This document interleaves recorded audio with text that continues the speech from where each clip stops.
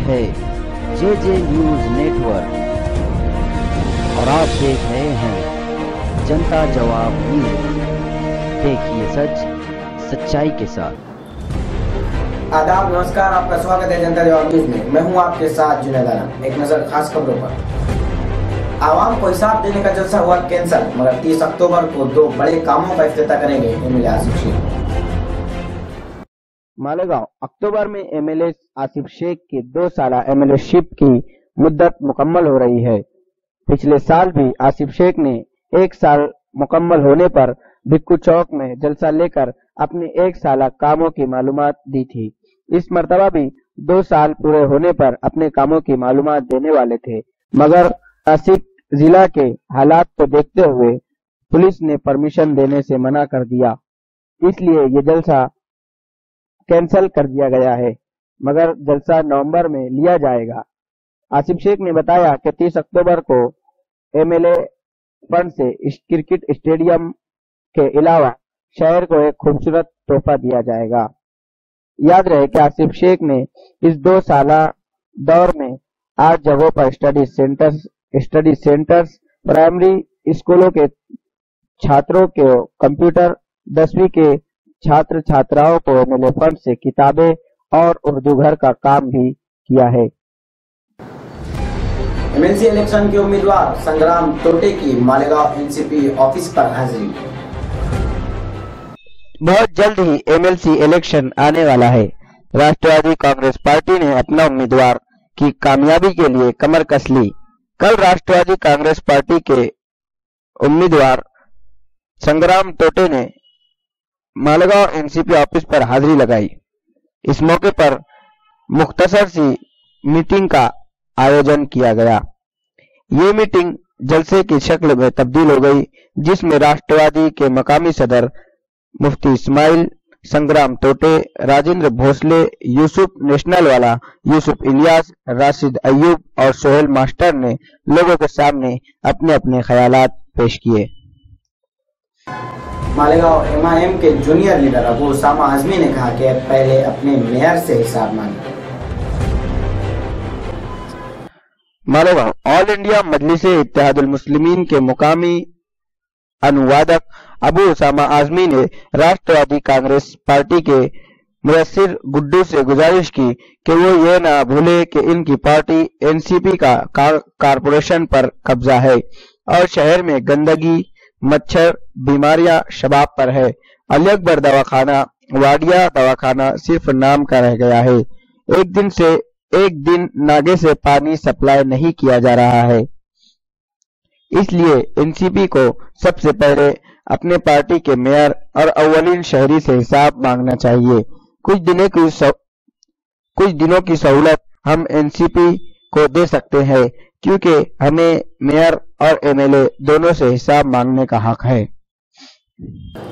Anti corruption bureau ने येवला के तलाठी को किया गिरफ्तार। नासिक जिले के एक ताल्लुका येवला में एक रेत माफिया से 20,000 रिश्वत मांगी गई। इसी के चलते एंटी करप्शन ब्यूरो में शिकायत दर्ज करा दी। नासिक एसीबी के जिम्मेदारों ने बिछाया जाल और तलाठी को रंगे हाथों गिरफ्तार कर लिया। फिलहाल लोहाड़े तलाठी के खिलाफ मुकदमा दर्ज कर लिया गया है, जिसका रजिस्टर नंबर है 3038/60। तहकीकात अभी जारी है। मुख्यमंत्री देवेंद्र फडणवीस ने किया खुलासा, अपने दम पर सत्ता में आएंगे बीजेपी। शिरडी मुख्यमंत्री देवेंद्र फडणवीस ने बीजेपी के कार्यकर्ताओं से लोकसभा, विधानसभा के बाद म्युनिसिपल काउंसिल, नगर परिषद और पूरे नासिक जिले में बीजेपी का झंडा लहराने का ऐलान किया। उन्होंने कहा कि अब तक कांग्रेस सत्ता का फायदा उठाकर सरकारी मशीनरों को इस्तेमाल करके सीट जीत लिया करती थी, मगर अब ऐसा नहीं होने देंगे, क्योंकि इस बार बीजेपी की सरकार है, धांधली नहीं होने देंगे। नासिक में फिर से निभाई जाएंगी दोस्ती, राष्ट्रवादी और कांग्रेस साथ मिलकर लड़ेंगे इलेक्शन, निर्णय लेने का था ऊपर से आदेश। नासिक फरवरी 2017 में होने वाले महानगर पालिका चुनाव कांग्रेस और राष्ट्रवादी मिलकर लड़ेंगे। अगाड़ी पर चर्चा करने के लिए देर शाम बैठक बुलाई गई।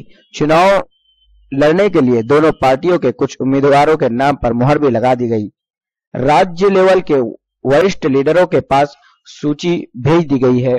कुछ दिन पहले कांग्रेस के वरिष्ठ नेता भाई जगताप और विरोधी पक्ष नेता राधा कृष्ण पाटिल ने कांग्रेस भवन में बैठकर राष्ट्रवादी के साथ अघाड़ी बनाने की चर्चा करते हुए स्थानीय लेवल पर अधिकारियों को निर्णय लेने का आदेश दिया। आग पर काबू पाने के लिए लगाई गई फायर हाइड्रेंट मशीन। भुसावल मध्य रेल के मंडल भुसावल PHO शेड के स्क्रैप यार्ड में 17 अप्रैल को अचानक आग लग गई थी। इसके कारण 4 दिनों में आग पर काबू पाया गया था। भविष्य में ऐसा फिर कोई हादसा न हो, इसके लिए इस शेड में फायर हाइड्रेंट मशीन लगाई गई। इस योजना के लिए 70 लाख रुपए की लागत से आएगी। इसकी मंजूरी के लिए रेलवे के मुख्य कार्यालय मुंबई को एक प्रस्ताव भेज दिया गया है। महिलाओं को हाजी अली दरगाह में मिलेगा दाखिला। मुंबई की हाजी अली दरगाह ट्रस्ट ने पीर को सुप्रीम कोर्ट को कहा कि मजार पर श्रद्धालु महिलाओं को जाने के लिए अलग से रास्ता बनाया जा रहा है। हाजी अली दरगाह ट्रस्ट की जानिब से सीनियर एडवोकेट गोपाल सुब्रमण्यम ने कोर्ट से 2 हफ्ते का वक्त मांगा।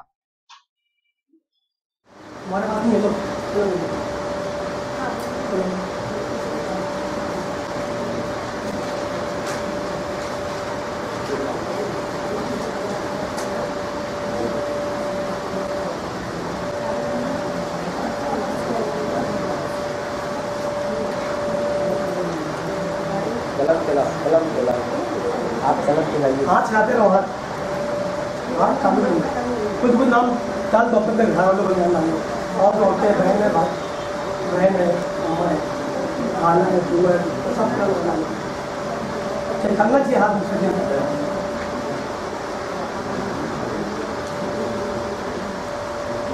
वो बाटली हटाओ, बाटली नीचे से एकदम बाटली।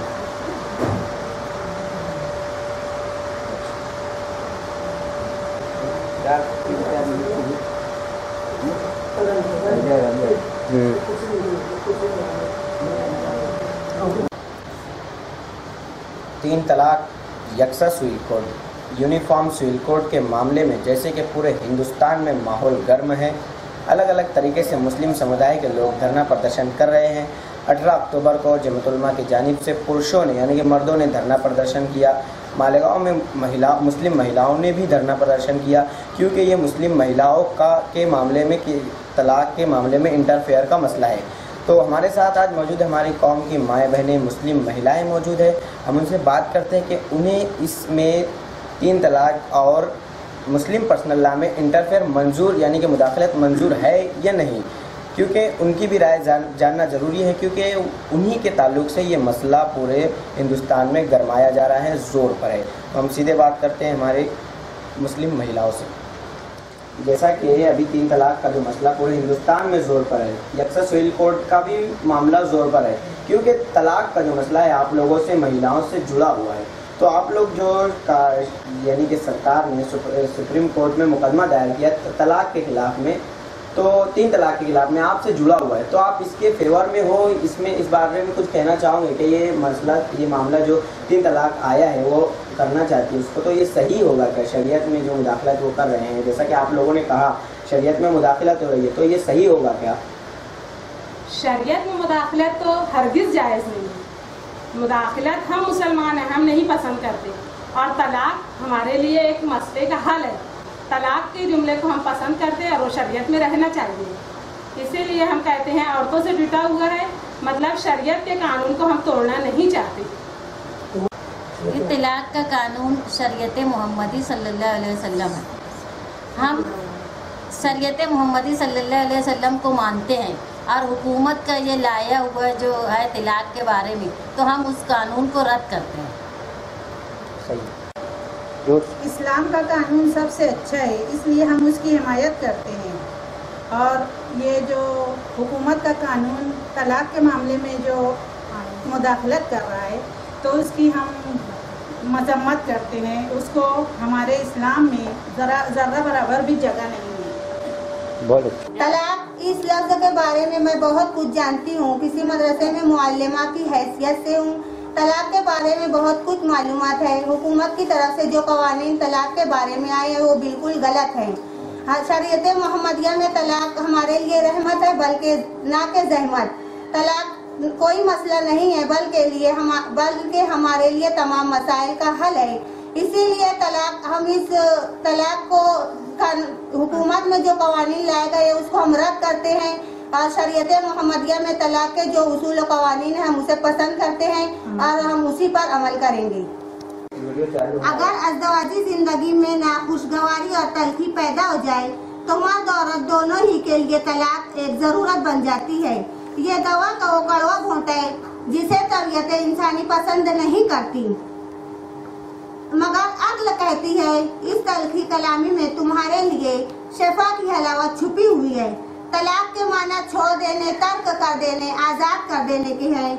इस्लामी कानून तलाक के जरिए ज़ौजैन यानी मियाँ बीवी एक दूसरे के शर्त से आज़ादी और खुलासी पाते हैं। हुकूमत हमारी इस आज़ादी के हक को हमसे छीनना चाहती है। हुकूमत जो हमसे आज़ादी के हक को छीनना चाहती है हम उसकी मजम्मत करते हैं और इस तलाक को जो तलाक के बारे में कवानीन आयद हुए उसे रद्द करते हैं। हमने ऐसा सुना है कि सुप्रीम कोर्टों में कुछ औरतें गई है जो तलाक के मामले के खिलाफ कहती है और हम उसके खिलाफ है। हम मानते हैं कि वो औरतें मुसलमान है ही नहीं, क्योंकि वो तलाक के मसले को मानती नहीं है, क्योंकि वो ना पर्दे में है और ना शरीयत के लिबास में है। कैसे हम कहें कि वो मुसलमान है? और वो कहने वाली 5-10 है और हम नहीं मानने जो मानते हैं तलाक के मसले को, ये हम 20 से 22 करोड़ लोग हैं। तो 20 से 22 करोड़ के आगे ये 10-15 की क्या होंगी वक़्त? इस वक़्त को जानते हुए हम कहते हैं हम तलाक के मसले को हरगिज रद्द नहीं करेंगे।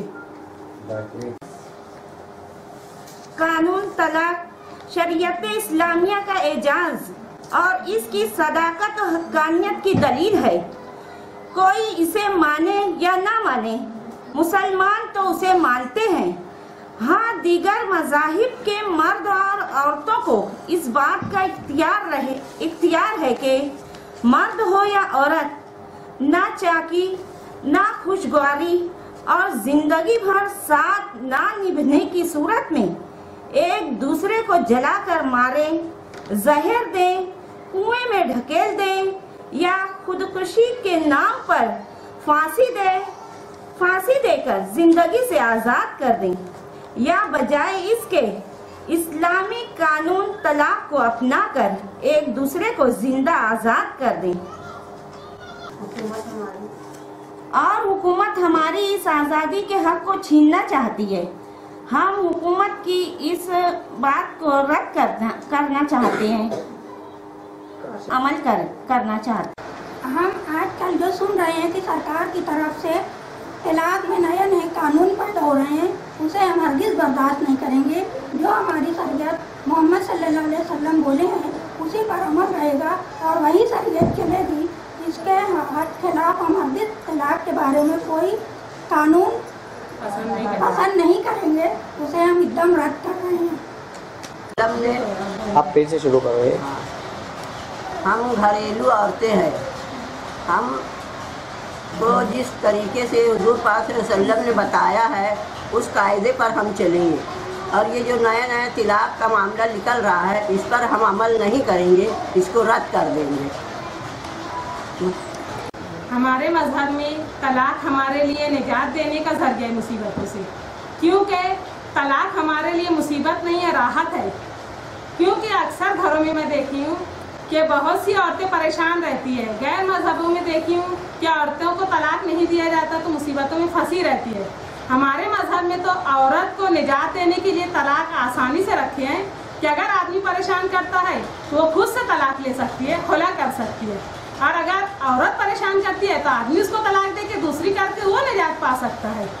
इसीलिए मैं हुकूमत का लाया हुआ तलाक का मामला जो है उसको एकदम पूरी तरीके से रद्द करना चाहती हूँ, खत्म करना चाहते हैं। हम पसंद नहीं करते हैं, हम तलाक को ही पसंद करते हैं। इस्लाम का कानून सबसे अच्छा है, इसकी हम हिमायत करते हैं और हमारे बड़ों से सुना है के मुस्लिम पर्सनल्ला खतरे में है, इसलिए हम उसकी हिफाजत करते हैं। और तमाम मज़ाहिब के अलग अलग पर्सनल्ला है, तो उसको उस पर्सनल्ला के तहत ज़िंदगी गुजारने का पूरा हक है। इसीलिए हम मुस्लिम पर्सनल्ला जो हमारे मुसलमानों के लिए है, उसमें जो तलाक का मामला है उस पर हुकूमत हमारे बीच में मुदाखलत कर रही है। तलाक के मामले में हम उसको ज़रा भी बर्दाश्त नहीं करेंगे और हम उसको रद्द करते हैं, उसकी पुरज़ोर मजम्मत करते हैं, क्योंकि हर मज़ाहिब के अलग अलग पर्सनल्ला है, उसको उसके मुताबिक जीने का पूरा हक है। यहाँ जमहूरी हुकूमत है, इसलिए हमको हमारे पर्सनल्ला पर पूरे तरीके से चलने का हक हासिल होना चाहिए। और हम मुसलमान औरतें मुस्लिम पर्सनल्ला के हिमायती हैं और हम पूरी तरह से इसकी हिमायत करते हैं और हिमायत करते हैं। हुकूमत के लाए हुए तलाक के मसले को रद्द करते हैं।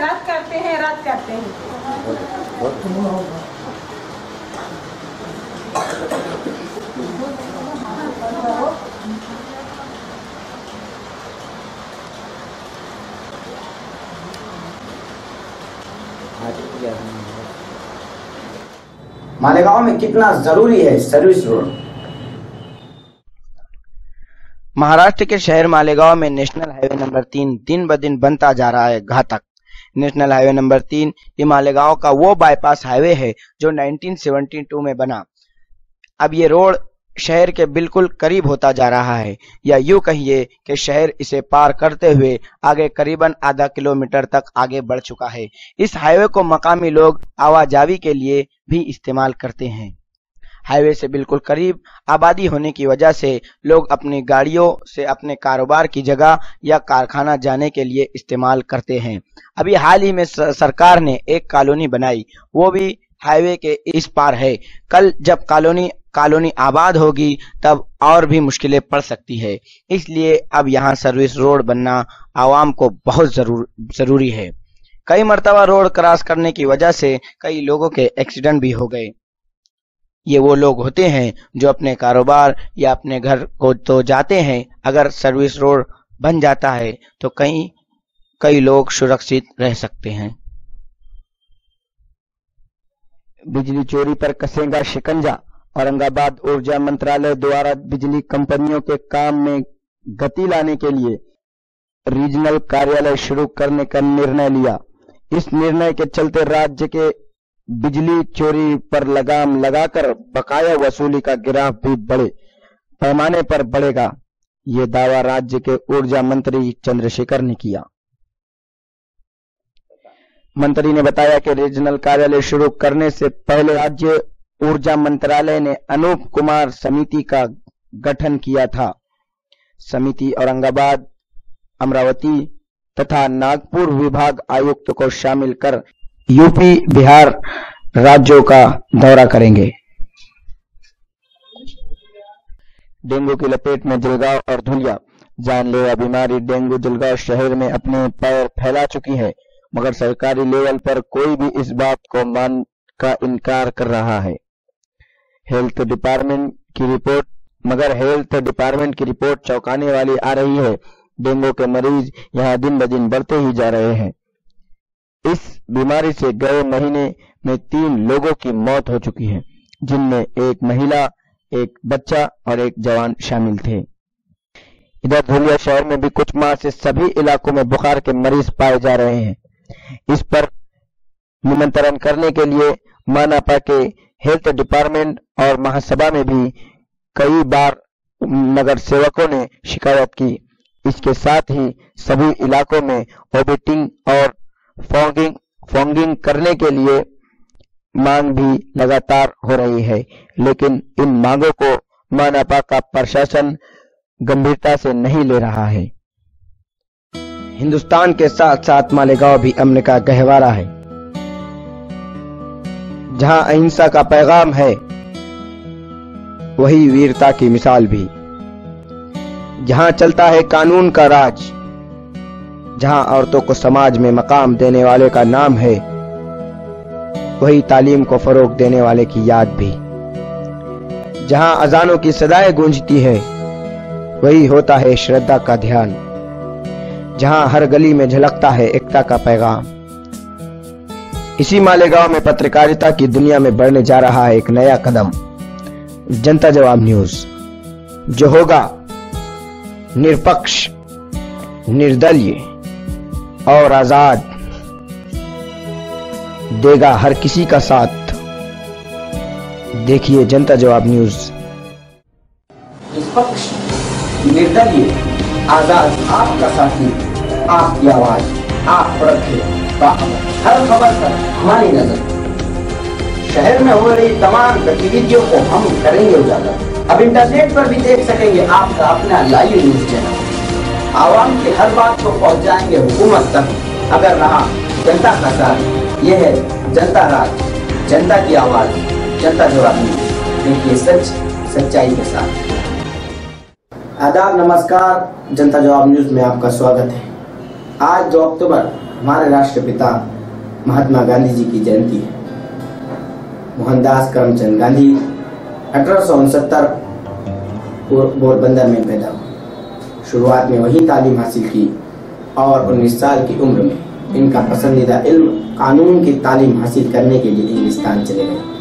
तालीम पूरी करने के बाद अपनी प्रैक्टिस राजकोट में शुरू की। राष्ट्रपिता महात्मा गांधी जी का नजरिया शुरू ही से हिंसा के खिलाफ और इनकी दावत व फिक्र अहिंसा को उजागर करती थी। 1920 में कलकत्ता में कांग्रेस का स्पेशल सेशन हुआ। इस सेशन में गांधी जी भी शरीक हुए और वहीं से गांधी जी के दौर का आगाज हुआ। वहां गांधी जी मुल्क के सबसे बड़े और बाअसर लीडर बन गए थे। इसी बीच कई मरतबा जेल भी गए और कई मरतबा पुलिस की लाठियां भी खानी पड़ी। 1942 में गांधी जी की क़यादत में अंग्रेज हिंदुस्तान छोड़ दो की तहरीक शुरू हुई और आखिरकार 1947 में हमारा मुल्क हिंदुस्तान आज़ाद हो गए और हम आज आज़ाद हैं। इसी के चलते गांधी जी ने अपनी तमाम उम्र में अहिंसा का पैगाम दिया और हिंसा से रोकते रहे और आखिरकार 30 जनवरी 1948 को हम सबसे जुदा हो गए। जय महाराष्ट्र। गांधी जयंती के शुभ अवसर पर हमारे मालेगांव शहर का अपना हिंदी न्यूज चैनल जनता जवाब न्यूज का उद्घाटन समारोह हुआ। महाराष्ट्र राज्य के ग्राम विकास मंत्री श्री दादा भूसे इनके हाथों से उद्घाटन संपन्न हुआ। इस प्रोग्राम की अध्यक्षता कर रहे थे मालेगांव मध्य क्षेत्र के आमदार आसिफ शेख रशीद। मेहमानों में हाजिर थे मालेगांव की सब information officer Mohini Rane madam, municipal corporation standing committee के चेयरमैन श्री एजाज बेग, शिवसेना के रामा मिस्त्री और कामयाब बिजनेसमैन नसीम खान, कारपोरेटर आमीन अंसारी, कारपोरेटर शरीफ पहलवान, पत्रकार हलीम सिद्दीकी, पत्रकार जाहिद बेबाक के अलावा शहजाद अख्तर, पत्रकार महाजन और पत्रकार हारिस भी थे। आमदार आसिफ शेख ने न्यूज का वीडियो रिलीज करते हुए कई मशवरे दिए। आने वाले तमाम ही मेहमानों ने चैनल को और टीम को शुभकामनाएं दी और अपने अपने सजेशन दिए। इस उद्घाटन समारोह में सैकड़ों की तादाद में लोग हाजिर थे। सैयद रशीद लोकमत ने आने वाले सब मेहमानों का शुक्रिया अदा किया। अब मालेगांव में देखिए जनता जवाब न्यूज डेन सेटअप बॉक्स के चैनल नंबर 194 पर सुबह 10 बजे, दोपहर 2 बजे और रात 9 बजे। जनता जवाब न्यूज। जनता जवाब इस न्यूज चैनल के आज के उद्घाटन के सत्र मालेगांव शहर के आमदार मेरे मित्र सम्मान्य आमदार आसिफ भाई, इस कार्यक्रम में शरीक एजाज बेग साहब, नसीरुद्दीन खान साहब, राम मोहम्मद मिस्त्री जी, शेख अहमद मुन्ना भाई साहब, रानी मैडम, यहाँ सभी भाइयों और जिनको अभी हमने सुना मूर्ति लाना कीर्ति महान जिनकी बने हमारे जुनेद भाई उपस्थित सभी मैं समझता हूँ कि मालेगांव शहर के इतिहास में आज की तारीख पत्रकार के हिसाब से लिखी जाएगी। मैं समझता हूँ क्या जिस ढंग से आपने जो टाइटल बनाया है मुझे उम्मीद है क्या न्याय के हिसाब से आप काम करेंगे और मालेगांव के विकास के माध्यम के लिए न्यूज चैनल हमारा जनता जवाब और मालेगांव शहर वासियों की बात वहाँ पे रखेगा और अभी और ये मसाइल सॉल्व करने में जनता जवाब का भी आपको साथ रहेगा ऐसी विनती मेरे संचालन के पूरी टीम को मैं वहाँ पर करता हूँ और सबका शुक्रिया अदा करता हूँ। मैं समझता हूँ कि आने वाले दिनों में विकास काम के लिए हम सब अंदाज से कला मिलाकर हम काम करेंगे। आज का शुभ दिन और इसके लिए है कि पूरे देश में और पूरे महाराष्ट्र में स्वच्छता का मिशन शुरू हो गया है। सरकार जो अपने ढंग से बात करते थे लोगों को स्वच्छता के बारे में समझाने के काम वो करते थे। जैसे आप सबके आशीर्वाद से उद्धव जी ठाकरे साहब के आशीर्वाद से अपने मालेगांव के ऊपर ग्राम विकास राज्य मंत्री की जो जिम्मेदारी मालेगांव के ऊपर आई है तो मैं कोशिश कर रहा हूँ कि इस डिपार्टमेंट के माध्यम से जितना भी अच्छा बन सकता है मालेगांव का नाम ऊंचा हो। तो आज एक अच्छा प्रोग्राम मुंबई में सफल हुआ ऐसी शुभेच्छा देता हूँ। मुन्ना वैगन साहब बहुत काफी संघर्ष से यहाँ तक पहुंचे। इनकी पीछे की जिंदगी देखेंगे तो छोटा मोटा व्यापार वो करते रहे, अपने बच्चों को तालीम दिलाते रहे और अपने बहुत संघर्ष से यहाँ तक पहुंचे और आज इस मुकाम के ऊपर वो बैठे हैं कि एक चैनल के आज वो रिपोर्टर बन गए, वो मालिक बन गए। तो मेरी पूरी उनसे दुआ है अल्लाह से दुआ है तरक्की करते रहे और हमारी आपके साथ बहुत बहुत दुआ है। शुक्रिया, खुदा हाफिज़, अस्सलाम। जनता जवाब हे लोकल न्यूज चॅनल मालेगाव शहरात पहिलं न्यूज चॅनल आहे त्यामुळे या चॅनलला खूप खूप शुभेच्छा। इथे जनता जवाब आहे जे माध्यम आहेत ही माणसं जोडण्याचे काम करत असतात आणि समाजात वावरत असताना माध्यमांची भूमिका अतिशय महत्त्वपूर्ण असते आणि या जनता जवाब चॅनल हे मालेगाव शहरात पहिलं न्यूज चॅनल आहे आणि या चॅनलचं नाव सगळ्या समाजाकडे जावं आणि या चॅनलचे जे संपादक आहेत शेख साहेब यांना पुढील वाटचालीसाठी आमच्या माहिती व जनसंपर्क विभागामार्फत खूप खूप शुभेच्छा आणि माझ्या विचारांना मी इथेच विराम देते। धन्यवाद। आज का इस प्रोग्राम जनता जवाब न्यूज चैनल चालू होने जा रहा है मैं मेरी तरफ से एहलियान शहर की तरफ से इनको मुबारकबाद देता हूँ। एक बहुत बड़ा कदम उन्होंने शहर के अंदर उठाया और मेरी एक भाई साहब उनके साथ है कि जब भी हमारी ज़रूरत पड़ेगी इंशाअल्लाह ताला हम उनके साथ खड़े रहेंगे ऐसी उम्मीद करते हुए मैं मेरी दो बात खत्म करता हूँ। न्यूज़ चैनल की अखबार तो हमारे यहाँ पे 50 निकलते हैं लेकिन न्यूज़ चैनल आज तक नहीं था तो इसलिए हमारे शहर की ज़रूरत को आज के न्यूज़ चैनल ये सुनकर का बहुत बड़ी ज़रूरत पूरी कर रहे हैं। इसलिए मैं इसमें जितने इससे जुड़े हुए लोग हैं उनको अपने दिल की गहराइयों से मुबारकबाद पेश करता हूँ और उम्मीद करता हूँ कि ये चैनल दिन दुगनी रात की तरक्की करे और सच्चाई के रास्ते पर चले।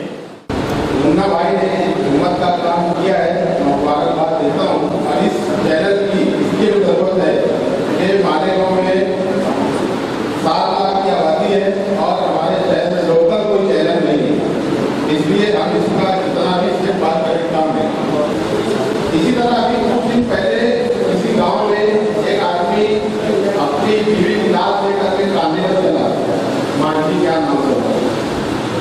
तो ये जो रिकॉर्ड हुआ वो लोकल पत्रकार के जरिए बाहर आया, उनकी बहुत बड़ी दिमाग है। इनको जब मुन्ना भाई है, जब उनके बेटे जुनैद भाई है, उनके भाई है, इनकी जो दिमाग है छोटी नहीं होती।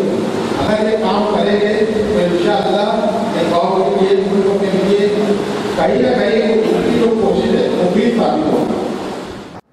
एडवर्टाइजमेंट, जाहिरात और इश्तेहारात के लिए इन नंबरों पर कॉन्टेक्ट करें। देखिए जनता जवाब न्यूज 10 सेटअप बॉक्स के चैनल नंबर 193 पर सुबह 10 बजे, दोपहर 2 बजे और रात 9 बजे। और देखिए जनता जवाब न्यूज यूट्यूब पर भी। देखिए सच सच्चाई के साथ। जय हिंद, जय महाराष्ट्र।